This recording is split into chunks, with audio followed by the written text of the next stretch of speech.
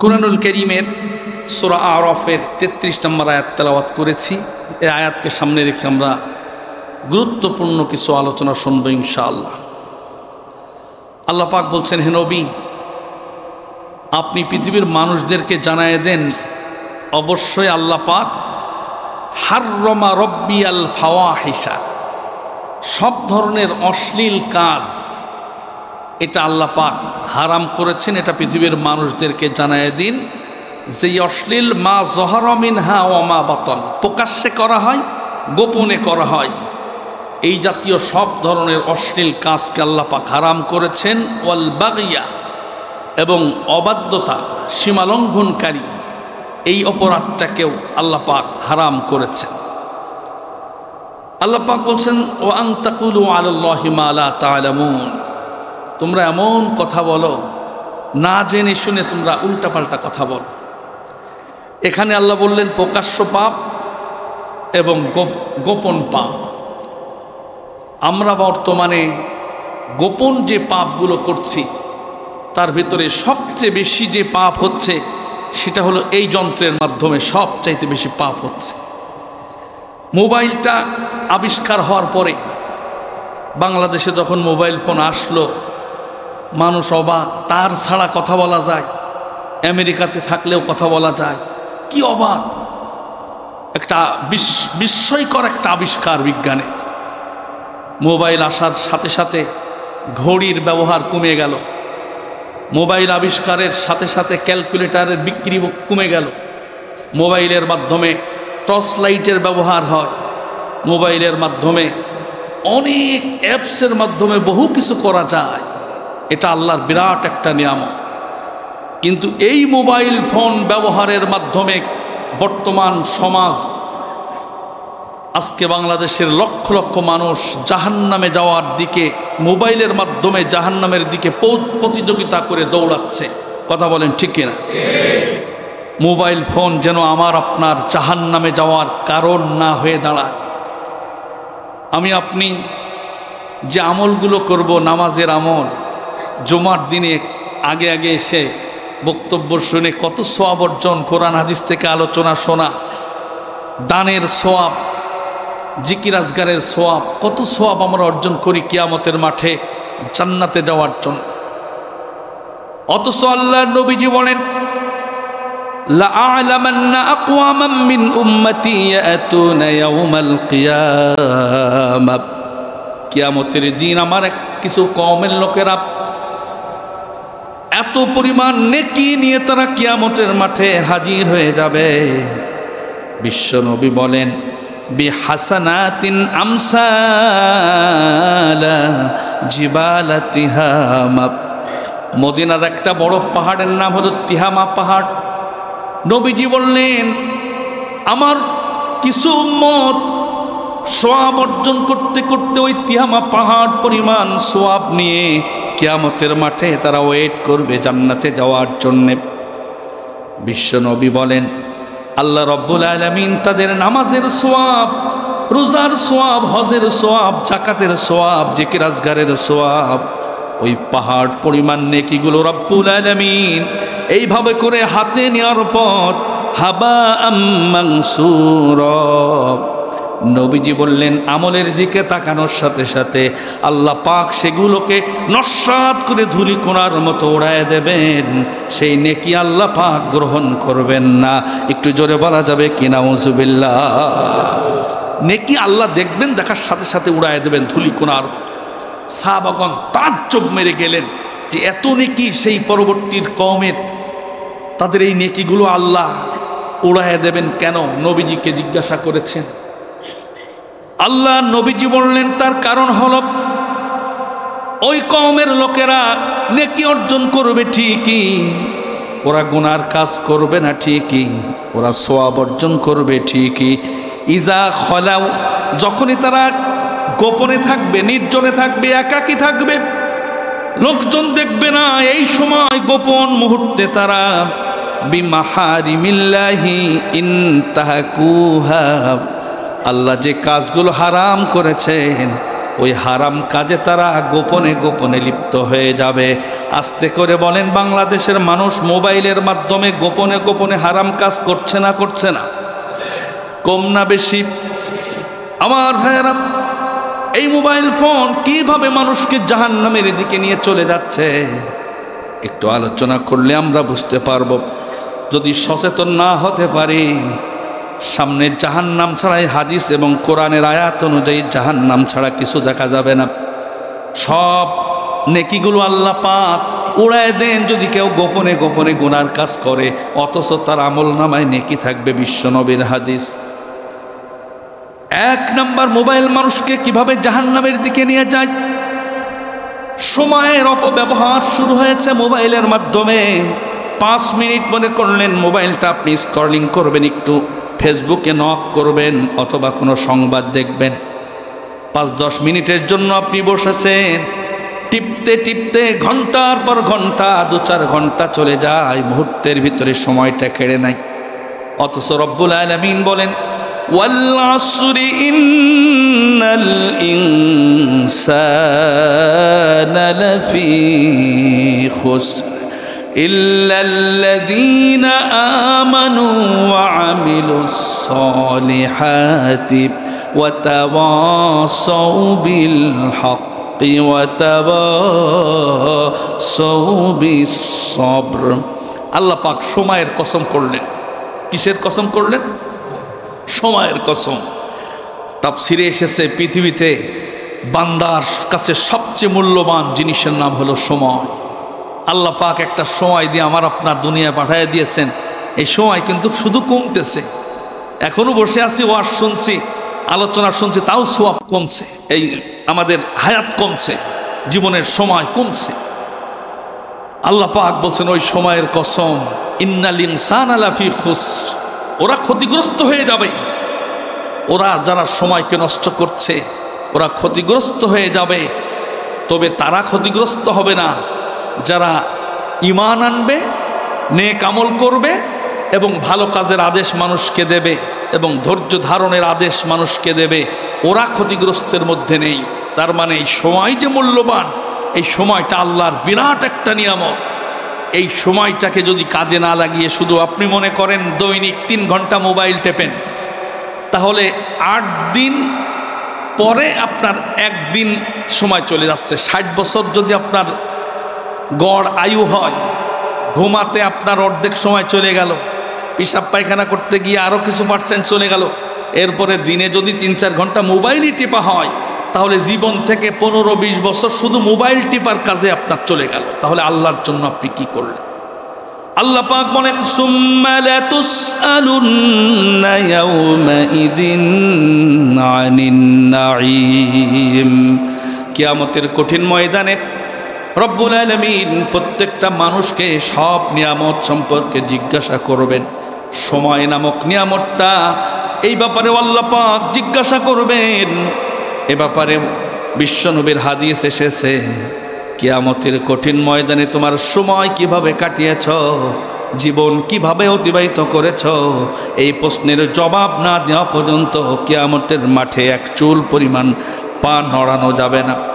আল্লাহ পাক পাঠালেন ইবাদতের জন্য, ওয়ামা খলাকতুল জিন্না ওয়াল ইনসা ইল্লা লিয়াবুদুন। তোমাদেরকে বানানোর উদ্দেশ্য হলো, আমি মানুষ এবং জিনকে বানালাম, তার উদ্দেশ্যই হলো আমার ইবাদত করবে, শুধুমাত্র আমার ইবাদত করবে, আমার বন্দেগী করবে, আমার গোলামি করবে, আমার দাসত্ব করবে। অথচ মোবাইলের গোলামি করতে করতে ঘন্টার পর ঘন্টা চলে যায়। মোবাইল টিপতে টিপতে ঘুমাতে যুবক ছেলেরা অনেকে রাত 2টা-2:30 বেজে যায় ঘুমাতে গিয়া। এই জন্য ফজরের নামাজে তাদের খুঁজে পাওয়া যায় না। যে ব্যক্তি 2টায় ঘুমাবে সে তো সকাল 10টা-11টার আগে তো ঘুম তার ভাঙবে না। এই জন্য ফজরের নামাজের এত গুরুত্ব বিশ্বনবী দিলেন। ফজরের নামাজের আগে যেই 2 রাকাত সুন্নাত পড়তে হয়, বিশ্বনবী বললেন ওই 2 রাকাত সুন্নাত নামাজ যদি কেউ পড়তে পারে, আসমান আর জমিনের ভিতরে যা কিছু আছে, যত সম্পদ আছে, সব সম্পদ এক জায়গা করলে যে দাম হয়, আল্লাহর কাছে ফজরের 2 রাকাত সুন্নাতের দাম তার চাইতে বেশি। ফজরের সুন্নাতের দাম যদি এত বেশি হয়, তাহলে ফজরের ফরজের গুরুত্ব আল্লাহর কাছে কত বেশি। কারণ ঘুম থেকে উঠে এসে পাকা ইমানদার ছাড়া ফজরের নামাজে তারা উপস্থিত হতে পারে না। আমার ভাইয়েরা, যারা মোবাইলে আসক্ত, মোবাইল টিপতে টিপতে যাদের অনেক রাত চলে যায়, আল্লাহর কসম একজনও মানুষও তারা ফজরের নামাজে হাজির হতে পারে না। কথা বলেন ঠিক কিনা? তাহলে 1 নাম্বার, মোবাইল আপনাকে জাহান্নামে নিয়ে যাচ্ছে সময়ের সচেতনতা না থাকার জন্যে, সময় নষ্ট হয়ে যাচ্ছে এ কারণে। 2 নাম্বার, মোবাইলটা হলো অশ্লীলতার খনি। মোবাইল টিপলে বাজে সিনেমা, বাজে টিকটক, বিভিন্ন রকমের বাজে ছবি আপনার সামনে ভেসে ওঠে। আমার ভাইয়েরা, বিশ্বনবী বলেন, আল আইনানি জিনাল আইনানি আন্নাজর, চোখ দিয়ে যত বাজে সিনেমা দেখবে, যত বাজে টিকটক ভিডিও দেখবে, যত বাজে অশ্লীল ছবি তোমার চোখের সামনে আসার পর তুমি সেটা দেখে উপভোগ করবে, ততবার চোখের জেনা করার যে গুনাহ, এই চোখের জেনা হবে, সেই কবিরা গুনাহ তোমার আমল নামায় ততবার লেখা হবে। একটু জোরে বলা যাবে কি নাউজুবিল্লাহ? এই জন্য যখন মোবাইল টেপা হয়, বিভিন্ন অ্যাডের মাধ্যমেও না দেখতে চাইলেও বাজে ছবি সামনে আসার সম্ভাবনা আছে না?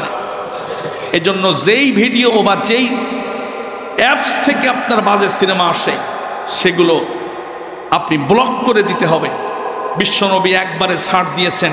আলী রাদিয়াল্লাহু তাআলা আনহুকে বলেছেন, প্রথমবার যদি হঠাৎ চোখ চলে যায় তাহলে সেটা ছাড় আছে, দ্বিতীয়বার যদি করো সেটা তোমার জন্য অপরাধ হবে, পাপ হবে। তাহলে সেখান থেকে বের হয়ে আসার জন্য বাজে অ্যাপসগুলো ব্লক করে দিতে হবে। যে সমস্ত বন্ধু যাদের সাথে ফ্রেন্ডশিপ আছে, এই বন্ধুত্ব থাকার কারণে তার ফেসবুক থেকে বাজে বাজে ছবি আসে, তাকে আনফ্রেন্ড করে দিতে হবে। ওখান থেকে ফিরে না আসলে চোখের জেনা হবে এবং অশ্লীলতা ছড়ানোর জন্য তার পরিণাম কি হবে কোরআনে বারবার সেটা আল্লাহ পাক বলেছেন। আল্লাহ পাক বলেন সূরা নূরের 19 নম্বর আয়াতে, ইন্নাল্লাযীনা ইউহিব্বুনা আন তাশিআল ফাহিশাতু ফিল্লাযীনা আমানু লাহুম আযাবুন আলীম ফিদ দুনিয়া ওয়াল আখিরাতি ওয়াল্লাহু ইয়ালামু ওয়া আনতুম লা তা'লামুন।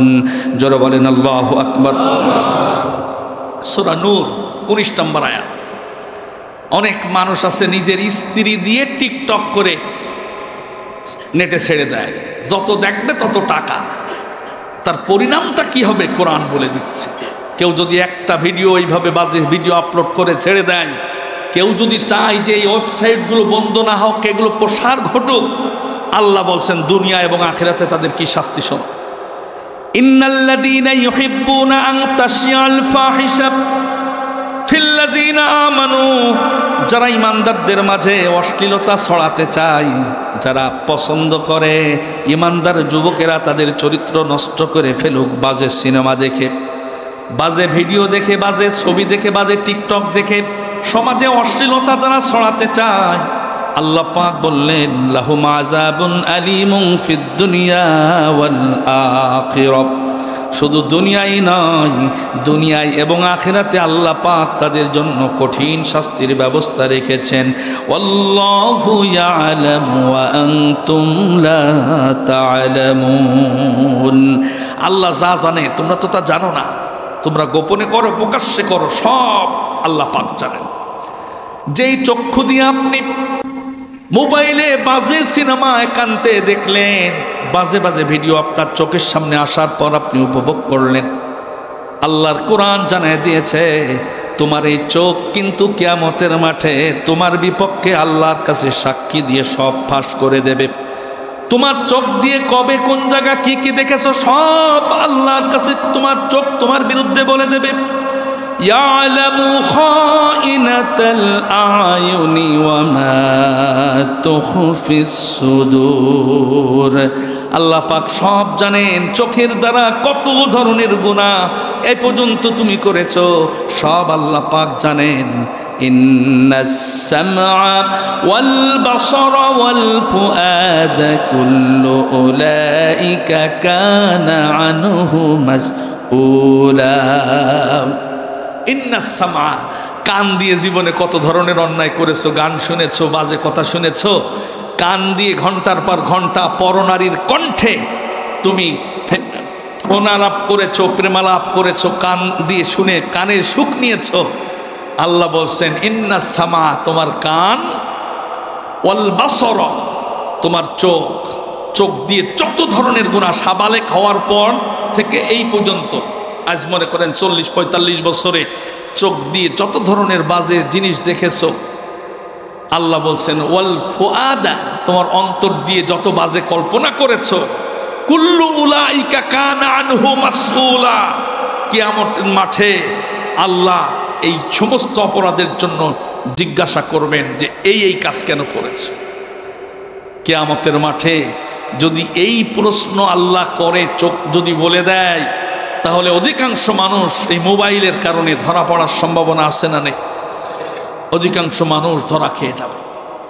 আমার ভাইয়েরা, আল্লাহ পাক আবার বলছেন কুল লিল মুমিনিনা ইয়াগুদ্দু মিন আবসারিহিম ওয়া ইয়াহফাজু ফুরুজাহুম যালিকা আযকা লাহুম ইন্নাল্লাহা খাবীরুম বিমা ইয়াসনাউন। হে নবী, আপনি মুমিনদেরকে বলে দিন তারা যেন তাদের চক্ষুটাকে অবনমিত রাখে, পরনারী থেকে চোখটা নিচে রাখে, অশ্লীল সিনেমা দেখা থেকে, বাজে ছবি দেখা থেকে, বাজে টিকটক দেখা থেকে যেন তাদের চোখটা হেফাজতে রাখে। কে বলছেন? ইয়াগুদ্দু মিন আবসারিহিম, তাদের চোখ যেন হেফাজতে রাখে। আল্লাহ কথা কেন বললেন? ওয়া ইয়াহফাজু ফুরুজাহুম, পরের অংশে বললেন তাদের লজ্জা স্থান যেন হেফাজতে রাখে। কারণ চোখের খেয়ানত করার সাথে সাথে লজ্জা স্থানের মাধ্যমে গুনার সম্ভাবনা মুমিন বান্দার হয়ে যেতে পারে। চোখের মাধ্যমে জিনার দিকে ধাবিত হতে পারে, তার চরিত্রের পদস্খলন হতে পারে, ইমানদারের অ্যাক্সিডেন্ট ঘটে যেতে পারে। এই জন্যে চোখকেই আল্লাহ পাক আগে কন্ট্রোল করতে বললেন, তারপরে বললেন তোমাদের লজ্জা স্থানটাকে হেফাজত করো। সব মুমিনদেরকে এটা বললেন। বিশ্বনবী বলেন তোমাদের দৃষ্টি হলো শয়তানের বিষাক্ত তীর। কেউ যদি দৃষ্টিকে সংযত রাখতে পারে, চোখ যদি কন্ট্রোল করতে পারে, আল্লাহ পাক তাকে এমন ইমানি শক্তি দান করবেন যে ইমানের মিষ্টতা আল্লাহ পাক দান করবেন। চোখের দৃষ্টি যদি অবনমিত রাখা যায়, আল্লাহ পাক এমন মজবুত ইমান দান করবেন যে ইমানের স্বাদ, ইমানের মজা সে অন্তর দ্বারা উপলব্ধি করতে পারবে। একটু জোরে বলা যাবে কি সুবহানাল্লাহ? আমার ভাইয়েরা, এই জন্য জাহান্নামে মোবাইল যে আমাদের নিয়ে যাচ্ছে, 1 নাম্বার সময় নষ্ট করা, 2 নাম্বার অশ্লীল ছবি দেখা এবং ছড়ানো, 3 নাম্বার মোবাইলের জন্য নামাজ, ফজরের নামাজ সহ বিভিন্ন নামাজে রক্ত চলে যায়, আকর্ষণীয় ভিডিও চলে এসেছে, মন চাই যেন বাকিটা শেষ করে তারপরে মসজিদে যাব। এই চিন্তা করতে করতে শয়তান তো এমনভাবে মানুষকে গ্রাস করে, অনেক নামাজ শেষ ওয়াক্তে নামাজ পড়তে বাধ্য করে, অনেক সময় নামাজ কাজাও চলে যায়। অতএব মোবাইলের অতিরিক্ত আসক্তির কারণে নামাজ থেকে মানুষ মাহরুম হয়ে যায়, নামাজ থেকে বিরত থাকে। এজন্য তো রাতের বেলা বেশি মোবাইল টিপলে ফজরের নামাজটাও মিস হয়ে যায়। যুবক ছেলেরা যারা বেশি অ্যাডিক্টেড, তাদের নামাজের সাথে কোনো সম্পর্কই থাকে না, এক পর্যায়ে নামাজের মজাও পাওয়া যায় না। নামাজের ভিতরেও ওই ভিডিওর কথা, মোবাইলের বিভিন্ন চিন্তা নামাজে মনোযোগ নষ্ট করে। আল্লাহ পাক বলেন রিজালুল্লাহ তুলহিহিম তিজারাতু ওয়ালা بيع عن ذكر الله وإقام الصلاة وإيتاء الزكاة يخافون يوما تتقلب فيه القلوب والأبصار আল্লাহ বলছেন তবে ঈমানদার যারা তাদের বেচা কিনা অন্য কোনো কর্মব্যস্ততা নামাজ থেকে দূরে রাখতে পারে না। নামাজ হলে ঈমানদার ছুটে ফেটে ওরা মসজিদের দিকে দৌড়ায়। কে বলছেন? আল্লাহ বলছে। কিন্তু ঈমানের দুর্বলতার কারণে, কলবে মরিচা পড়ে যাওয়ার কারণে, মোবাইলের আসক্তির কারণে এই নামাজ আমাদের মিস হয়ে যায়।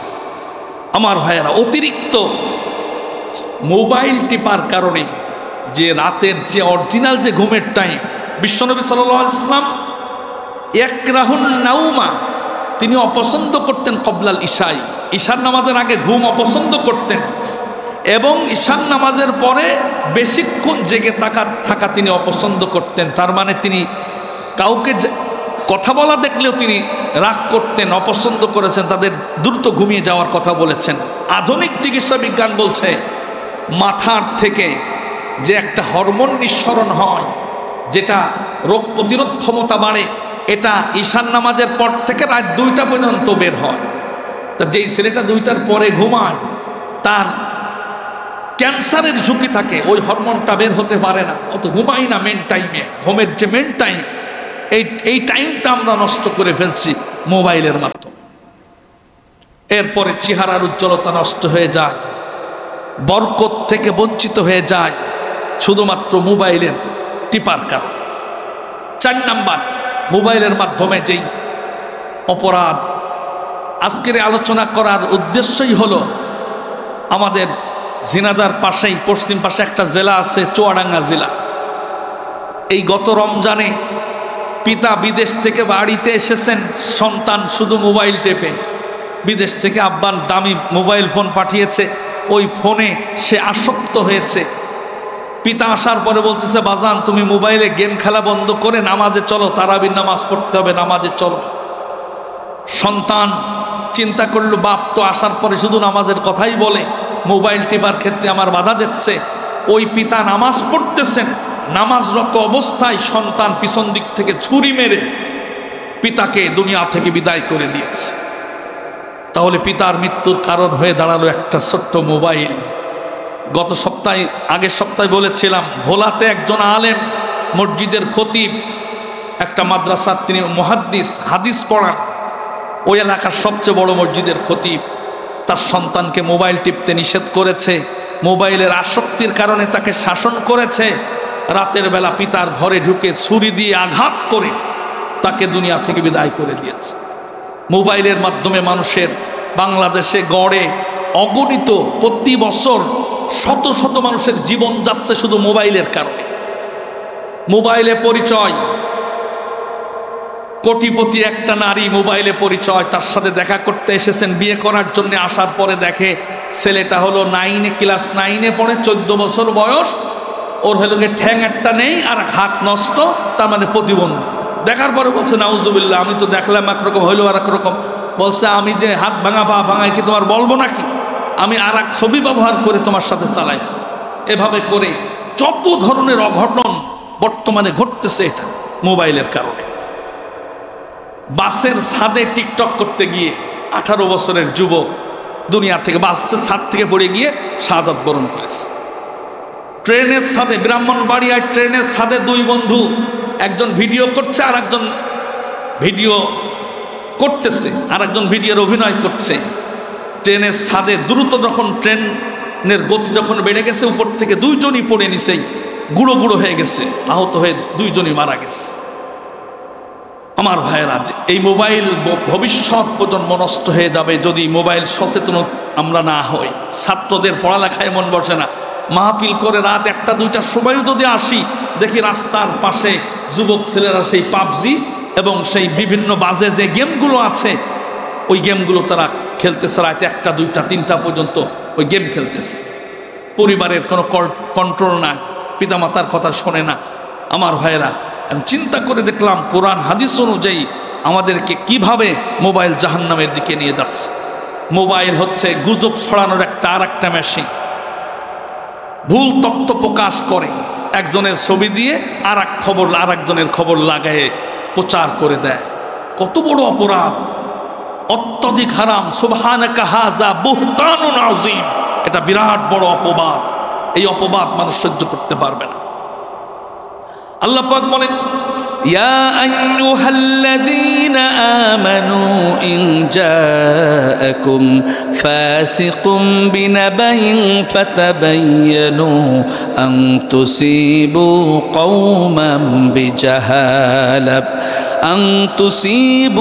কওমান বিজাহালাতিন ফাতুসবিহু আলা মা ফাআলতুম নাদিমিন।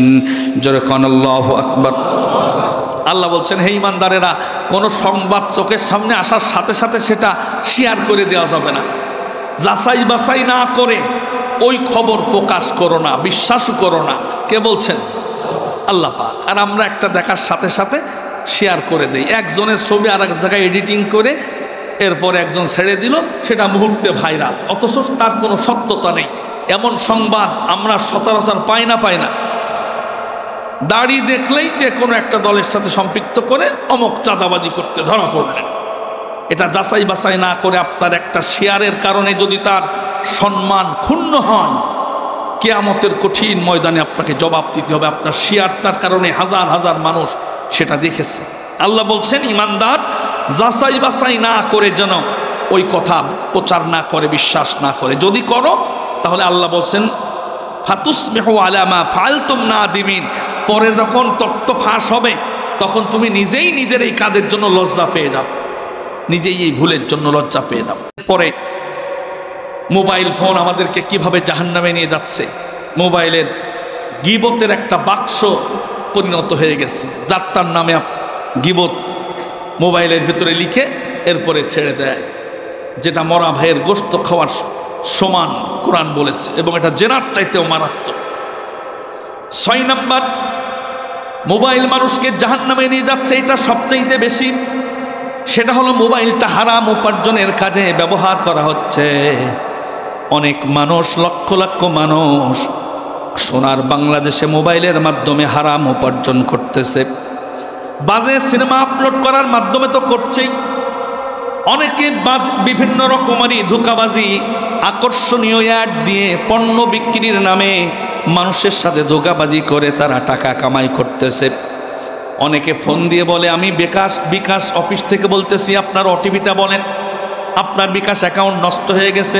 ওটিপি বলার সাথে সাথে নিজের অ্যাকাউন্টের সব টাকাগুলো উধাও হয়ে যায়। আবার ফোন করে বলে, গ্রামীণ ফোন হেড অফিস থেকে বলতেছি, আপনি লটারিতে একটা প্রাইভেট কার পেয়েছেন, রেজিস্ট্রেশন করার জন্য আপনাকে 5,000 টাকা দিতে হবে। 5,000 টাকা দিলেন, এরপরে বলতেছে রোড পারমিশনের জন্য 20,000। এভাবে করে একের পর এক দিতে আছে। গাড়ি বাড়িতে আসে না। এরকম দৃশ্য দেশে আসে না? নেই? অনেক মানুষ এরকম ধরা খেয়েছে। আমার এক আত্মীয় ফোন দিয়ে বলছে যে, ভাইজান এখনো তো আমার গাড়ি আসলো না, আমার চোখের নিচে যত সরিষা ছিল এবার সব বেচে আমি টাকা পাঠালাম, আমি রাস্তায় দাঁড়িয়ে আছি গাড়ির অপেক্ষায়, আজ 1.5-2 ঘন্টা হয়ে গেল, এখনো গাড়ি আসলো না। তা আমি বললাম, টাকা দিয়ে তেস মারা খাওয়ার পরে তুমি ফোন দিস, টাকা দেওয়ার আগে ফোন দিলে তো সচেতন করা যেত। সে সহজ সরল মানুষ, নতুন মোবাইল কিনেছে, তার সরিষা রেখে দিয়েছে যে পরে দাম বাড়লে বেচবে। ওই সরিষা বলেছে, কারোর কাছে বললে কিন্তু আপনার এই অ্যাকাউন্টে আপনার যে গাড়িটা আসবে আপনার ঠিকানায়, ওই গাড়ি কিন্তু মায়ের হয়ে যেতে পারে। এরপরে সে ওই সরিষা বিক্রি করে টাকা দিয়েছে রেজিস্ট্রেশনের জন্য, সেটা আসে না। এরপরে কত ধরনের প্রতারণা যে মোবাইলের মাধ্যমে মানুষ করতেছে সোনার বাংলাদেশে। এর ভিতরে আপনাদের বেনাপোলের নাম ব্যবহার করে অনেক মানুষের থেকে টাকা হাতায় নেওয়া হচ্ছে।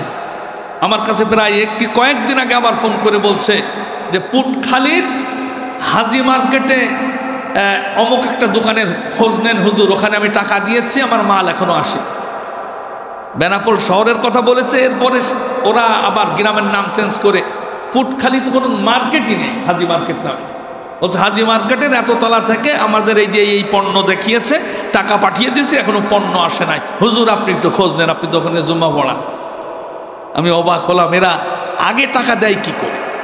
এভাবে করে বিভিন্নভাবে হারাম উপার্জন মোবাইলের মাধ্যমে এমনভাবে ছড়ায় গেছে, যেই হারাম উপার্জন 1 টাকা করলে কিয়ামতের মাঠে ওই 1 টাকার হিসাব দিয়ে তারপরে তারে জান্নাতে যেতে হবে। আর হাজার হাজার লক্ষ লক্ষ কোটি কোটি টাকা যারা মোবাইলের মাধ্যমে এইভাবে মানুষের কাছ থেকে নিয়ে আসছে, তাদের কি পরিণাম হবে? অনেকে জেনের বাদশা সেজে এরপরে টাকা কামাই করে। ছেলে মানুষ মেয়ে মানুষের কণ্ঠে কথা বলে, এরপরে যার সাথে কথা বলে তার থেকে টাকা হাতায় নেওয়া। এরপরে ওসি সাহেবের পরিচয় দেয়, আমি ওসি সাহেব বলছি আপনার ফ্যাক্টরিতে আজকে রাত 8টায় একটা অভিযান পরিচালনা হবে, তবে আপনি 30,000 টাকা যদি দিতে পারেন তাহলে আপনার এই অভিযান আমি থামায় দেব। এরপরে সে ভয়ে টাকা দেয়। বিভিন্নভাবে এইভাবে মোবাইলে যে হারাম উপার্জন হচ্ছে, আল্লাহ পাক এর থেকে আমার দেশটাকে হেফাজত করুক, রক্ষা করুক বলি আমিন।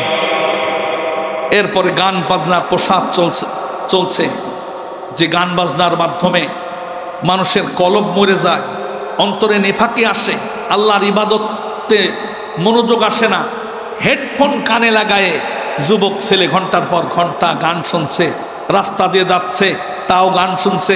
ঘুমানোর সময় ইয়ারফোনে গান না শুনলে শোনার ছেলের ঘুম হয় না। আমি প্রায় বলি, কিছুদিন আগে আপনার ঢাকাতে ইয়ারফোন কানে দিয়ে জোরে গান বাজিয়ে যাচ্ছে, রেল লাইনের উপর দিয়ে যাচ্ছে, হঠাৎ করে ট্রেন চলে এসেছে, ইন্টারসিটি ডাইরেক্ট ট্রেন, হর্ন দিয়েছে, শোনে নাই। ট্রেন যখন উপর দিয়ে চলে গেছে, শহীদ হয়ে গেছে, তখন টের পেয়েছে যে ট্রেন চলে গেল, তার আগে তো মরে সারা হয়ে গেছে। আমার ভাইয়েরা, এই জন্য গান যেখানে হারাম সেখানে শান্তি নেই। আল্লাহ পাক বলেন, ومن الناس من يشتري لهو الحديث ليضل عن سبيل الله بغير علم ويتخذها هزوا أولئك لهم عذاب مهين। গান বাজনার সাথে যারা সম্পৃক্ত থাকবে তাদের জন্য কঠিন যন্ত্রণাদায়ক আযাব রয়েছে। 8 নাম্বার যে কারণে মোবাইল জাহান্নামে নিয়ে যাচ্ছে, অবৈধ সম্পর্কের একটা ফ্যাক্টরি। আগে চৌধুরী বাড়ির যে মেয়ে আছে তারা বাইরে বের হয় না, দেখা সাক্ষাৎ করার সুযোগ নেই। আর এখন ঘরের ভিতরে তার হাতের কাছে কোন মোবাইল আছে, পাড়ার একজন রিক্সাওয়ালাও তার ফোন নাম্বারটা ম্যানেজ করে তার সাথে কথা বলার সুযোগ আছে।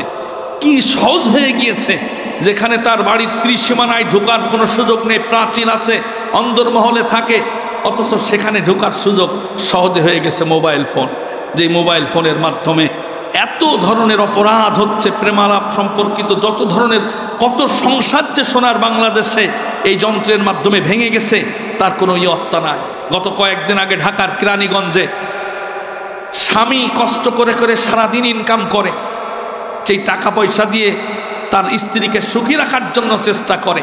কেরানীগঞ্জের সেই স্ত্রীটা ওই টাকা পয়সা দিয়ে অন্য পরপুরুষের সাথে সারাদিন চ্যাটিং করে, কথা বলে। পরবর্তীতে এক পর্যায়ে স্বামীর আর ভালো লাগে না, সেই ছেলেটাকে কন্ট্যাক্ট করেছে যে তুমি আমার স্বামীকে যদি দুনিয়া থেকে বিদায় করে দিতে পারো, তোমার সাথে শুধু বিয়ে করব না, তাকে সাকসেসফুল যদি হও হত্যা করে, তাহলে তোমাকে 25,000 টাকা দেব। সে সই নিয়ত করে গ্রামের বাড়ি বগুড়া, সেখান থেকে ঢাকা এসে কয়েকদিন বাসা ভাড়া নিয়ে থেকে তার স্বামীকে হত্যা করে এরপরে সে ক্ষান্ত হয়েছে। তাহলে মোবাইল ফোন কতভাবে মানুষের জীবন নাশ করতেছে। ছোট ছোট বাচ্চারা এখন বর্তমানে 4 কোটির উপরে টিকটক ব্যবহার করছে বাংলাদেশের মানুষ। এই টিকটক করতে গিয়ে বাংলাদেশে এক বছরে গড়ে 15 থেকে 20 জন লোক মারা যাচ্ছে। 20 জন মানুষ মারা যাচ্ছে শুধু টিকটকের অভিনয় করতে গিয়ে। ছাদ থেকে উল্টো ডিগবাজি দিতে গিয়ে ছাদের নিচে পড়ে গিয়ে মারা গেছে। গত কয়েকদিন আগে বালতি উপর গোসল করা টিনের বালতির উপরে দাঁড়িয়ে গলায় দড়ি দিয়ে ফাঁসি কিভাবে দেয় তার একটা টিকটক অভিনয় করতে গেছে। বালতির উপরে দাঁড়িয়ে আর একজন ভিডিও করতেছে, গলায় রশি দেওয়া হয়ে গেছে, ফাঁসির অভিনয় কেমন হয়। আর একজন কালো কাপড় দিয়ে এরকম করে বাড়ি মারবে, তারপরে সে ঝলবে, কিন্তু পায়ের নিচের দিককার ভিডিও পরে করবে।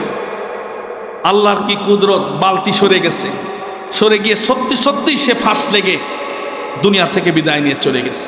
18-19 বছরের যুবক ফাঁসির অভিনয় করতে গিয়ে দুনিয়া থেকে চলে গেল। এর মেন কারণ হলো এই মোবাইল হাজার হাজার মানুষের জীবন নাশ ঘটাচ্ছে, মানুষকে জাহান্নামের দিকে নিয়ে যাচ্ছে। আমরা যদি এখনই সচেতন না হই তাহলে আমাদেরকেও সেই ভয়াবহ জাহান্নামে যেতে হবে। আমার ভাইয়েরা, 9 নাম্বার, বিভিন্ন বাজে আইডি, ফেক আইডি খুলে, মিথ্যা আইডি, ভুয়া আইডি খুলে মানুষ ব্যবহার করে মানুষের সাথে প্রতারণা করতেছে। বিশ্বনবী বলেন, লা ইয়াদখুলুল জান্নাতা খিব্বু ওয়ালা বাখিলু ওয়ালা মান্নান। কেউ যদি মানুষের সাথে প্রতারণা করে, কোনো মুসলমানকে যদি ঠকায়, কোনো মুসলমানের সাথে যদি চিটারি করে, বাটপারি করে, প্রতারণা করে যদি কাউকে ঠকায়, নবীজি বললেন ওই ঠকানো ব্যক্তিটা জীবনে কোনো দিন আল্লাহর জান্নাতে যেতে পারবে না। একটু জোরে বলা যাবে কি নাউজুবিল্লাহ? এই জন্য মিথ্যা আইডি, একজনের ছবি ব্যবহার করে, নায়িকার ছবি ব্যবহার করে আপনার কয়লা সুন্দরী প্রেম করতেছে, কিভাবে মানুষকে ঠকাচ্ছে, একজনের ছবি ব্যবহার করে আরেকজনকে ঠকাচ্ছে, যে ধোঁকাবাজি করছে। বিশ্বনবী বলেন, লা ইয়াদখুলুল জান্নাতা খিব্বুন, ধোঁকাবাজ কোনোদিন আল্লাহর জান্নাতে যাবে না। অন্য জায়গায় নবীজি বলেছেন যে ধোঁকাবাজি করে আমার উম্মত থেকে তার নামটা কাটা যাবে। এজন্য মোবাইলের মাধ্যমে ফেক আইডি খুলে যেটা করা হয় সেটা অপরাধ। এরপরে মোবাইলে মিথ্যা বলার প্রবণতা খুব বেশি। মোবাইলে মিথ্যা বলা খুব সহজ, বিশেষ করে পাওনাদার টাকা চাইলে বলে, আমি আজকে তো খুলনায় এসেছি, আজকে কেন এসেছো? এভাবে করে বিভিন্নভাবে মিথ্যার একটা বাক্সে পরিণত হয়েছে এই মোবাইল ফোনটা। আপনি যদি মিথ্যা বলেন, আপনার সন্তান শিখবে। মিথ্যা বলার কারণে মোবাইল আপনাকে জাহান্নামে নিয়ে যাবে। কোরআন বলছে, লানাতাল্লাহি আলাল কাযিবিন, আল্লাহর গজব তার উপরে, আল্লাহর লানত, আল্লাহর অভিশাপ তার উপরে যে মিথ্যা কথা বলে। এরপরে অনেকে আমরা কমেন্টে, একজন একটা কথা ছেড়েছে, পোস্ট করেছে একটা বিষয়, আপনি কমেন্টে গালি দিলেন। আপনি গালি দিলে আপনাকে ধরতেও পারছে না, আপনি খালি লিখে ছেড়ে দিলেন, একটা গালি দিয়ে ছেড়ে দিলেন।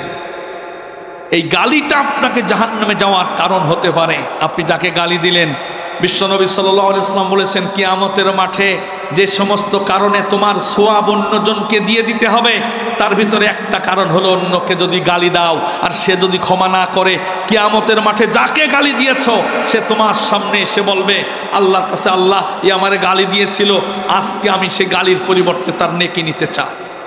তার নেকি দেওয়ার পরে নেকি না থাকলে তার গুনাহ তার মাথায় নিতে হবে অন্যকে গালি দেওয়ার জন্য। অথচ আমরা দেদারসে গালি দেই, যা ইচ্ছা তাই কমেন্টে আমরা গালি দেই, অথচ এর প্রভাবটা কত খারাপ, এটা যে জাহান্নামে নিয়ে যেতে পারে। আপনি এ পর্যন্ত মনে করেন 50 জনের গালি দিয়েছেন, ওই 50 জন যদি মাপ না করে, কিয়ামতে 50 জনকে আপনার কবুল হওয়া নেকি সোয়াব তাকে মাইনাস করে দিয়ে দিতে হবে। যেদিন একটা নেকির জন্য অনেকের জান্নাতে যাওয়া বাধাগ্রস্ত হয়ে যেতে পারে, সেদিন আপনার নেকি দিয়ে দিতে হবে এই গালির কারণ। এরপরে জাহান্নামে যাওয়ার যে কারণ, বিভিন্ন পরনারীর কণ্ঠ শোনা, পরপুরুষের সাথে কথা বলা, স্বামী স্ত্রী সচেতন না হওয়ার কারণে এটা হয়। কোরআন এটা নিষেধ করেছে। কোরআন বলছে, ফালা তাখদানা বিল কওল, নারীরা পুরুষের সাথে যখন কথা বলবে তখন যেন কর্কশ ভাষায় কথা বলে, সে যাতে এখানে কোনো অসৎ উদ্দেশ্য হাসিলের জন্য সামনে এগোতে না পারে। ফালা তাখদানা বিল কওল, নারীদেরকে আল্লাহ পাক এটা অর্ডার করেছেন। আমার ভাইয়েরা, এরপরে মোবাইল ফোন ব্যবহারের কিছু আদব রয়েছে, এবং এই যে বিষয়গুলো বললাম এর থেকে বাঁচার জন্য সচেতনমূলক কিছু কাজ আছে। 1 নাম্বার, আল্লাহর ভয় অন্তরে যতদিন আসবে না ততদিন মোবাইলের এই গুনাহ থেকে আমরা বাঁচতে পারবো না। 1 নাম্বার, আল্লাহকে ভয় করতে হবে যে এই মুহূর্তে যদি মারা যায় তাহলে এই অবস্থায় কিয়ামতের দিন আল্লাহর সামনে ওঠা লাগবে। 2 নাম্বার, অল্প বয়সের সন্তানদের হাতে বড় বড় টাচ ফোন যদি না দেই তাহলে আমাদের জন্য অনেক মঙ্গল হবে, ভালো হবে, এর থেকে বাঁচা যাবে। স্বামী এবং স্ত্রী উভয়ে সচেতন থাকতে হবে। অন্যের কণ্ঠ, স্বামী অন্য নারীর কণ্ঠ, স্ত্রী অন্য পুরুষের কণ্ঠ থেকে তারা নিজেদেরকে কন্ট্রোল করবে, বিরত রাখবে। 4 নাম্বার, ভুয়া আইডি খুলে বিভিন্ন ভুয়া সিম তুলে মানুষ যে অপরাধ করে, প্রশাসনের মাধ্যমে সেই সিমগুলো ক্রোক করে জব্দ করে এখানে আমাদের সচেতনতা অবলম্বন করতে হবে। এরপরে ফোন চালাতে গিয়ে একটা সময় নির্ধারণ করে দেওয়া, ঈশান নামাজের পরে খাওয়া দাওয়া করে যদি খুব ফোন টিপতে ইচ্ছা করে আপনি 15টা মিনিট বেছে নিলেন, যে 15 মিনিটে কারোর কোনো গুরুত্বপূর্ণ মেসেজ থাকলে দেব, কোনো কিছু ইনবক্সে মেসেজ আছে কিনা দেখে এরপরে সাইলেন্ট করে ঘুমাতে হবে। আপনি যদি 15 মিনিট দেখার পরে যদি না রেখে দেন, এরপরে 15 মিনিটের জায়গায় আপনার 4-5 ঘন্টাও কেটে যেতে পারে। এজন্য সময় নির্ধারণ করলে আপনার এই অপরাধ থেকে বাঁচা যাবে। এরপরে যে সমস্ত অ্যাপসগুলো আপনার উপকারী, যেমন কোরআন ডাউনলোড করা যায়, কোরআনের তাফসির ডাউনলোড করা যায়, হাদিস ডাউনলোড করা যায়, ইসলামী বিভিন্ন প্রশ্নের অ্যাপস আছে, এইগুলো আপনি ধর্মীয় বিষয়গুলো অ্যাপসে রাখলেন আর বাজে অ্যাপসগুলো আপনি ডিলিট করে দিলেন, তাহলে এর দ্বারা আপনার গুনাহ হওয়ার সম্ভাবনা নেই। এরপরে মোবাইলে কথা বলতে গিয়ে আমরা অনেক অপরাধ করি। অনেক সময় মসজিদের ভিতরে মুসল্লি আছে, ঝাঁকা নাকা গান বেজে উঠলো তার রিংটোনে, এরকম দৃশ্য দেখা যায় কি যায় না? মোবাইল ফোন ব্যবহারের ক্ষেত্রে কয়েকটা সচেতনতা। 1 নাম্বার হচ্ছে, যার সাথে কথা বলবেন আমরা প্রথমে বলি হ্যালো। কি বলি? হ্যালো বলি। হ্যালো অর্থ হলো জাহান্নামী, হেল থেকে হ্যালো।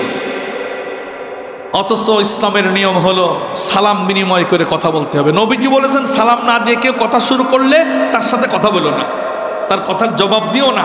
হাদিসে এমন শব্দ রয়েছে, আমরা শুরুতেই আগে আসসালামু আলাইকুম বলে কথা বলবো। হ্যালো শব্দটা আমাদের সমাজ থেকে তুলে ফেলবো। 2 নাম্বার, নিজের পরিচয় পেশ করে এরপরে কথা বলতে হবে। অনেকে পরিচয় না দিয়েই বলে যে আমার চিনলেন না, আমার ফোন নাম্বারটা ডিলিট হয়ে গেছে, এখনো চিনলেন না, ঠিক আছে রাখি। এই যে আত্মহংকারমূলক কথা, ইসলাম এটাকে সাপোর্ট করে না। ইসলাম বলছে আগে নিজের পরিচয় দিতে হবে। নবীজি সাল্লাল্লাহু আলাইহি ওয়াসাল্লামের কাছে একজন সাহাবী হযরত জাবের রাদিয়াল্লাহু তাআলা আনহু এসে দরজায় কড়া নাড়ালেন। ভিতর থেকে নবীজি বললেন, কে? বাইরে থেকে তিনি বললেন, আমি। নবীজি সাল্লাল্লাহু আলাইহি ওয়াসাল্লাম খুব রাগান্বিত হলেন। তিনি ভিতর থেকে রেগেই বললেন, আমি এই বলে একটু উচ্চ স্বরে বললেন, আমি। এটার দ্বারা তিনি বোঝালেন, আমি বললে তো বোঝা যায় না যে কে। তার মানে দরজায় করাঘাত করার পরে, প্রশ্ন করার পরে উত্তর দিতে হবে আমি অমুক। নিজের পরিচয় আগে পেশ করা, হাদিস সেটা বলছে। আর আমরা আগে ফোন করে বলি যে আমার এখনো চেনোনি, এই জাতীয় কথা বলি। এরপরে অনুমতি নিয়ে কথা বলতে হবে, নিম্ন স্বরে কথা বলতে হবে। অনেকে বাসের ভিতরে এত জোরে কথা বলে, সে কথার চোটে আশপাশের লোকজনের চরম ডিস্টার্ব হয়। অনেকে চিন্তা করে রংপুর কথা বলছি, একটু জোরে না বললে কি অত দূর যায়? বেনাপোল থেকে বেনাপোলেই যদি কথা বলতাম তাহলে আসতে বললেই হতো। এরকম বিভিন্ন রকমারি ব্যবহার আছে। আপনার কথার কারণে অন্যের যেন ডিস্টার্ব না হয়। এরপরে শুধুমাত্র গুরুত্বপূর্ণ দরকারি কথা বলা। এরপরে নামাজের সময় কল না দেওয়া। অনেকে আছে নামাজের সময় কল দেয়, নামাজের ভিতরে বের করে এরকম দেখে কাইটে দেওয়ার পরেও আবার দিয়েই যাচ্ছে, ওই অপাশ থেকে কল দিয়েই যাচ্ছে তার। এরকম বেয়াক্কেল কিছু মানুষ দেখা যায়, নিজেও নামাজ পড়ে না, আর একজন নামাজের সময় কেটে দিচ্ছে, আবার কল দিচ্ছে, আবার কেটে দিচ্ছে, আবার দিচ্ছে। এরকম দৃশ্য আছে না নেই? আপনার সময় জ্ঞান থাকতে হবে, টাইম দেখে নামাজের সময় যেন না দেওয়া। এরপরে একবার কল দিয়েছেন, কেটে দিয়েছে, আবার তাকে কল দিয়ে বিরক্ত না করা। আল্লাহ রাব্বুল আলামিন আমাদের এই মোবাইলের ফিতনা থেকে হেফাজত করে এবং মোবাইলের মাধ্যমে যেই গুনাহগুলো হয়, এই গুনাহ থেকে আমাদেরকে বেঁচে থাকার তৌফিক দান করুক বলে আমিন।